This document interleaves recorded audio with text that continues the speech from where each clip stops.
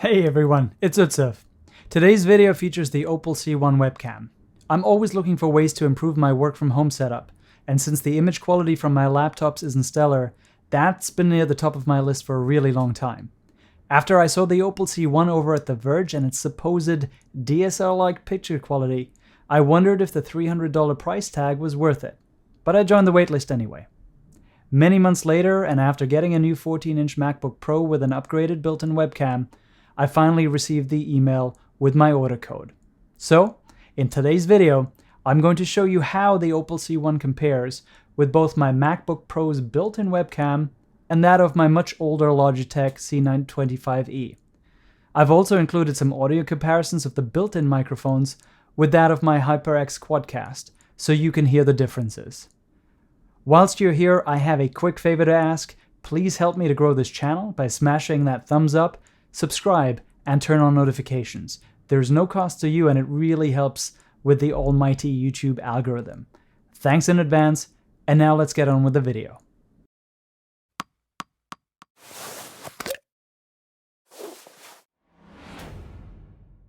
Right out of the gate, you can see the attention to detail that Opal has put into its packaging. The front features only a line drawing of the C1's front fascia, with additional details such as model, color, camera specs, and serial number reserved for the sides and back of the box.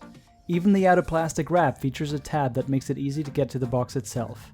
The layout of the inside of the box is also carefully considered. With the camera centered at the top, your eye is quickly drawn to the little package at the bottom that contains the various accessories. Exposing the USB-C cable's coil is a nice touch. Though it is color matched to the camera's body, I would have preferred a braided cable over a plastic one, especially considering the $300 price point. The assembly instructions are straightforward, and on the flip side you get a brief schematic that explains the possible angle adjustments. The mount is very well made. The key is a bit extra, in that you'll likely only ever use it once to attach the camera to the mount.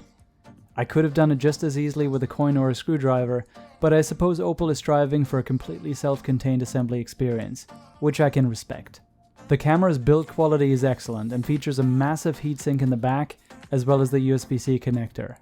I don't know what Opal calls it, but the rest of the body is characterized by a unique textured finish that gives the camera a bit of an industrial appearance. I like it. At the bottom, you'll find a thread mount for attaching the camera to something else, such as a desktop tripod. The lens cover attaches magnetically, and it's lined to eliminate any scratching of the lens by the cover. Installation is trivial. Connect one end of the supplied cable to the camera and the other to an available port on your computer. Opal does recommend that you install the software prior to connecting the hardware, and it's worth noting that at the time of this recording, the software is Mac only. This is the Opal C1 with the built-in mic. This is the Opal C1 with the HyperX Quadcast microphone. This is the Opal C1 with the 2021 MacBook Pro 14-inch microphones. This is the 2021 14-inch MacBook Pro built-in webcam and microphones. This is the 2021 14-inch MacBook Pro and HyperX Quadcast microphone. This is the Logitech C925e webcam and built-in microphone. This is the Logitech C925e webcam and HyperX Quadcast microphone. The video you saw of me in the intro, and this right here, it's all recorded through the Opal C1, with just the overhead light in my home office. Of the cameras I tested and from my extensive experience with DSLRs, I can say that the C1 will improve on just about any laptop webcam currently on the market, and without delivering the natural bokeh and sharpness of a quality DSLR or mirrorless camera. That level of quality is possible only with real glass, at least today.